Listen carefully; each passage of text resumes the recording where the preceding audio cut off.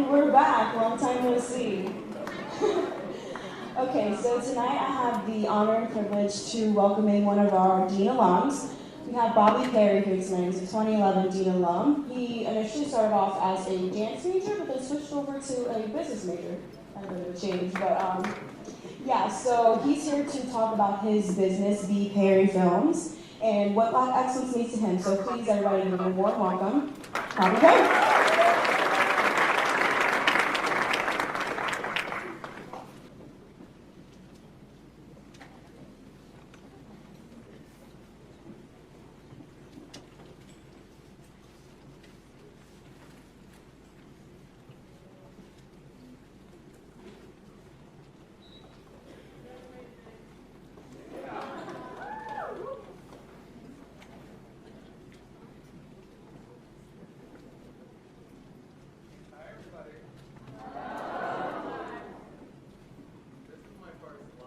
Presentation, so I feel so humbled to be here.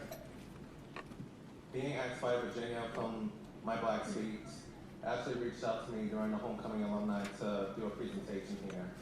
And it was very fulfilling because I worked very hard to get to where I am today. This outfit, I'm trying to bring back Southern hospitality, honoring my grandmothers. Susan Nathaniel Smith, who I did a documentary on a couple of years ago, she got to live to age 100 years old. And my other grandmother, Dorothy Perry Parks, she's about to turn 94 in March. This is an opportunity for me to get outside my comfort zone, and this is going to be recorded live on the Dean College website and also on my podcast, BPerryFilms. And you guys are literally the visuals. I've been documenting my journey over the past couple of years, and it's been very fulfilling. I remember when I was 3 years old, seeing a Nutcracker for the first time. And I told my parents, I want to go up on stage and be just like them. The music, the musicality, the lighting, the set design, the costumes, I want to do it all. Being the person that I am, very shy and very straightforward, I wanted to talk about manifesting and identifying yourself through the arts. And I will be talking about this through this 10-minute presentation, so hopefully I don't take too long.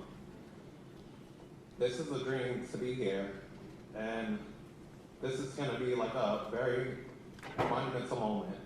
This feels like I'm winning my first Oscar, the NAACP award for my philanthropy work, artistic background, and dance, choreography, storytelling, costume designs, music, and all that good stuff.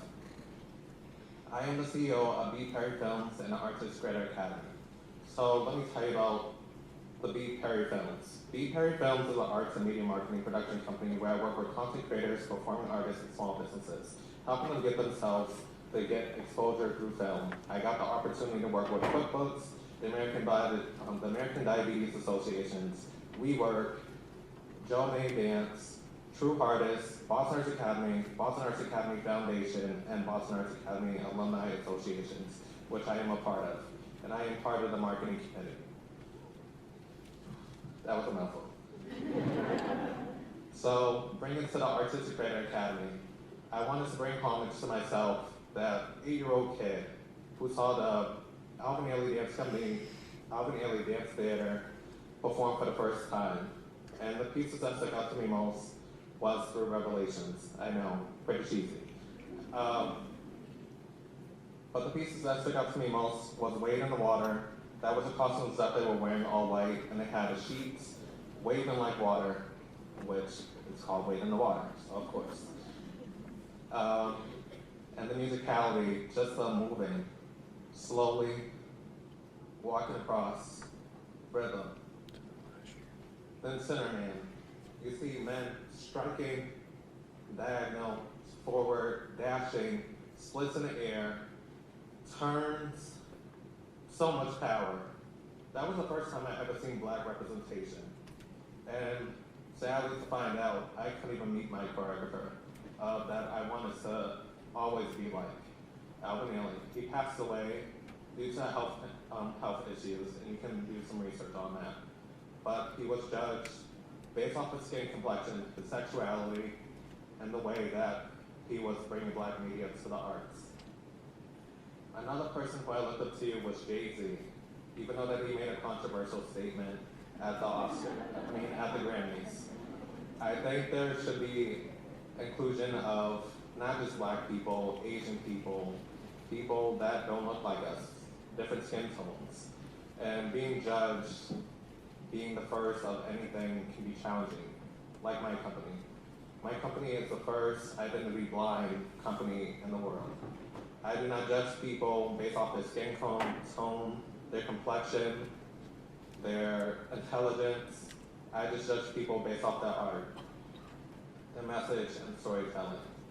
I have an announcement that I have made a collaboration with Bean College. And I will be offering my course, Create an Effective Business Plan, to students and alumni for a discount. It is a flagship course, and people can be like, this price is too high, but y'all pay $10,000 for a concert. So just invest, make some sacrifice, get your hair done yourself, save on a budget, so whether you got a bust up shoe, just rock with it. You have an opportunity to take this course, which is priced at $1,000, and it will be priced at $800 for students and alumni.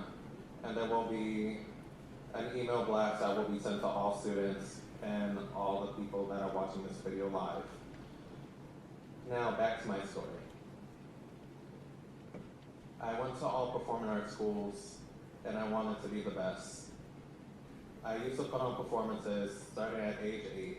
I remember doing chores, starting at 6, learning how to buy my own things, and I told my parents that I wanted to put on productions at home.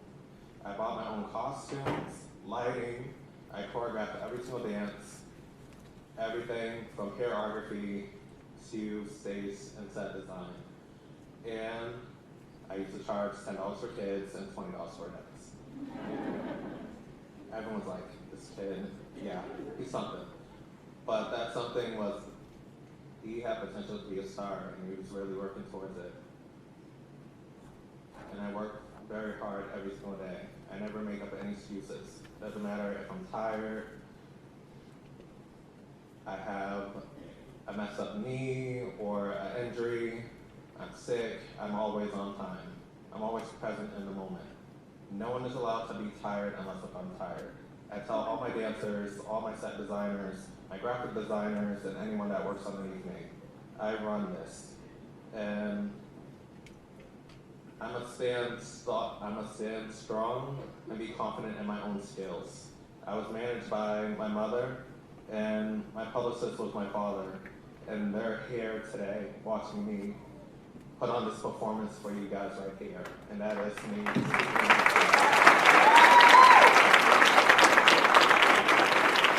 Thank you.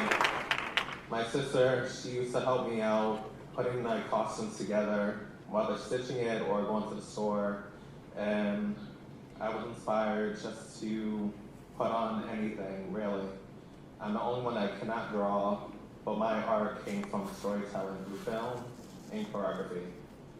Like I said, I went to all performing arts schools, so my home was always the stage. Every time when I go inside a dance studio, I get teary-eyed. Every time when I go on stage, I even arrive 2 or 3 hours early when the tech crew is here. I shake everyone's hand and I introduce myself.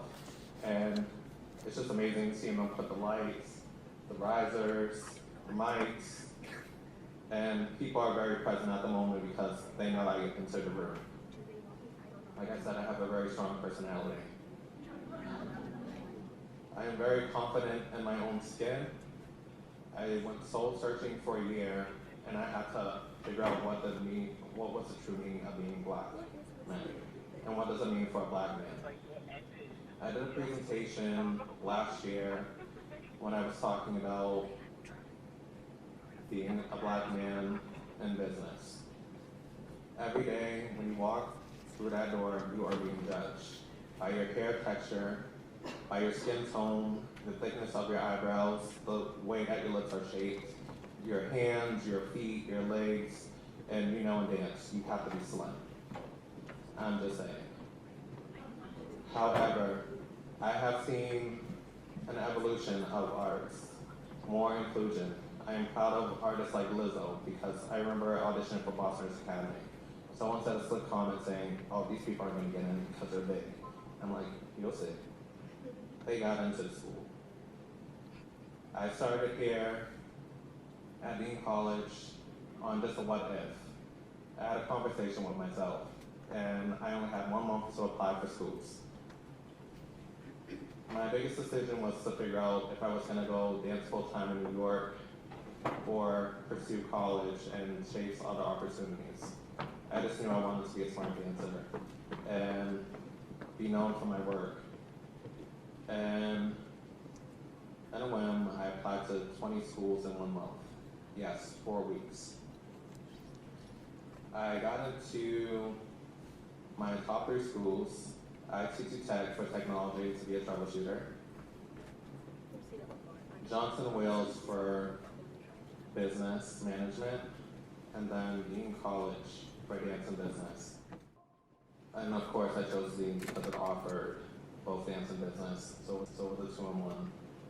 I spoke to Paula Dino, who is the chair of the dance department and the creator of the school, of the dance school anyways. I was a dance major for 1 semester. I felt like we were being cheated out of our credits. I told my advisor I didn't think it was fair that we were only getting 1 credit for our courses compared to the business. So I made a deal. I talked to Dean Cuomo, and he was very apprehensive of letting me switch departments because this was never done before. And I said, if I'm able to prove you that I can make it through the school in 1 month and have at least like A's in the class, no big deal. I could stay in the business department. And I talked to him, and he was proud of me, and I made it through. I was one of the first of many dance majors to switch their majors to business. And people don't realize, like even when I was set up to do this presentation, someone asked me, why are people getting rid of the arts in high schools and elementary schools? And I think arts is the most important thing. Being able to get that creative side. Being like that young child that you all dream to be presidents, lawyers, activists, entrepreneurs, and much more. I got to interview many students here today. And someone said that they were going to be the first lawyer in the family.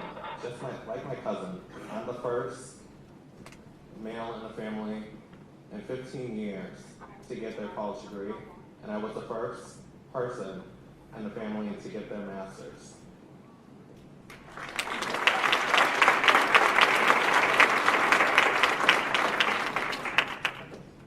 After that, a year later, my cousin became the first lawyer in the family and she got her master's.